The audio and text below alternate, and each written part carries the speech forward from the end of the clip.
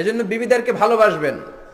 মহিলারা অনেক অবদান রাখতে পারে। They can change the society, they are the real institution. তারা হচ্ছে আসল প্রতিষ্ঠান। বাচ্চারা প্রথমেই যা শিখে মায়ের কাছ থেকে শিখে, ঠিক কিনা?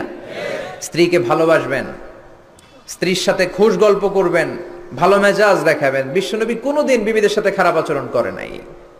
বিশ্বনবীর চাইতে ভালো রান্না মক্কায় কেউ জানতো না, কিন্তু তারপরেও তিনি কোনোদিন বলেন আয়েশা তোমার রান্নাটা মজা হয় নাই।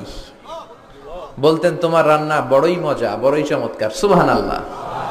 বিশ্বনবীর হাতের রান্না খায় নাই মক্কায় এমন কোন কাফেরের আন্ডা বাচ্চাও নাই।